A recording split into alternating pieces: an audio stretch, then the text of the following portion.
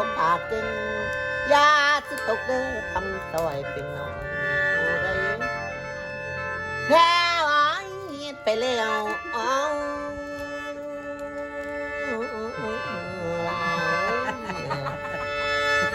แพ้ไว้ไปแล้ว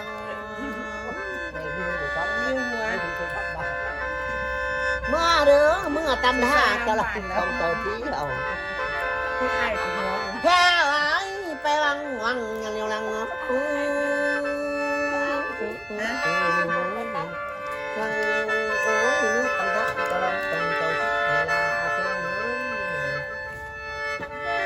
แพ้ไว้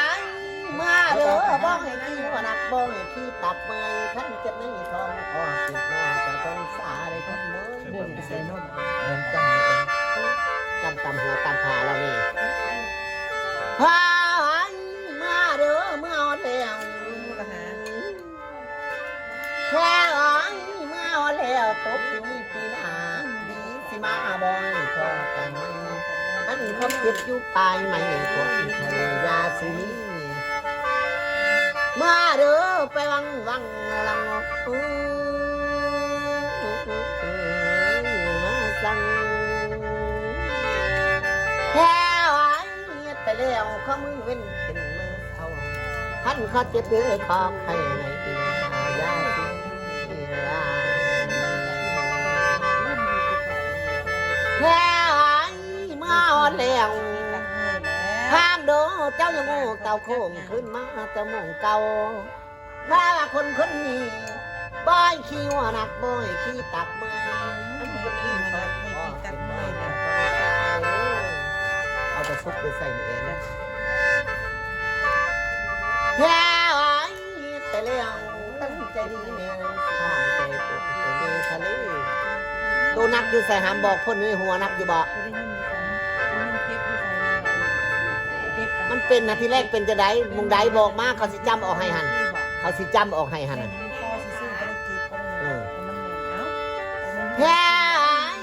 มาเด้อกันบักเอาลูกกลางไอ้ทางไอ้โอ้ยลูกกาเต้นหูคอเขาเด้อลูกให้หลานกินได้แค่ว่าเงี้ยไปแล้วเขามือเล่นแล้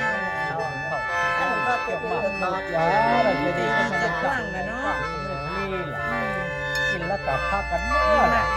แค่ว่าเงี้ยไปแล้วเนาะน้ำหาวมาทำร่องนะเรื่องพวกแค่ว่าเงี้ยไปแล้วเมื่อตำท่าจะลองต้องเดาทิ้งกันกว่าบ่ให้ปลายทางลูกหลานกันก็ต้องฟังมาเด้อแป้งเอ้ยบ่ให้ขี้หัวนักบ่ให้ขี้ตักเมยแค่อ้อยบ่ให้ขี้หัวนักบ่ให้ขี้ตักเมยท่านจะไม่ทอนบ่เก็บนอนมาอยู่มากินไรบ้านไหนกินข้าวกินน้ำข้าอ้อยก็น่าลูกกระตบกันโหกเอ้ยลูกกาดแกนถึงยังไม่หลานกันก็จะกันนั่งมือมืดละบาดข้าอ้อยไปเลี้ยวคนนี้ว่ายไปน้ำเพลบ่อยนี่น้ำเพิ่นโอ้ยข้าอ้อยไปเลี้ยว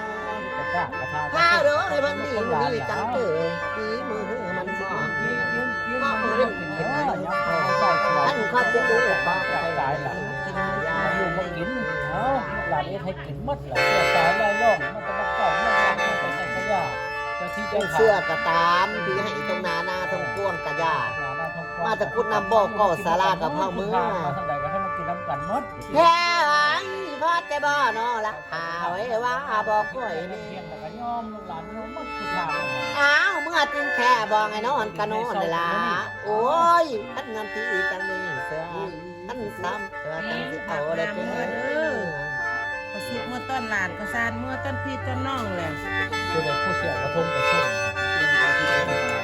ต้องนั่งเอ็นฮะล่ะกับนางดึงไปไอ้ดึงตึ้งรับที่ตั้งเด้อตั้งสติมันได้เด้อพอสิตัดให้เด้อนี่ใจแค่มีนางวันปันกันลาเพิ่งนั้นเจ้าเด้อทำให้ผมวันไทยมันไม่แค่งั้นขอกอดตะวันก่อนน้ำมือยังไม่สาก่อนมันไหลโอ้ยยังไปเล่นบังรอนยากไปนอนนอนรถดีนะอ้าวมีเบ่ง กันกันเอ้ยเพื่อหอด เป็นคนรวยเนาะ แค่ว่าเฮ็ดไปแล้วขั้นใจดีแม่น้ำตา ก้อยไปแล้ววันนี้ห้ามเดียวบ้านทางหลังไหน นี่เอาตัวนี้แหละลูกหลานให้ ลิฟต์ใส่นั่นนี่ยายเรียนมันก็ความลิฟต์ใส่มันตะวัน เ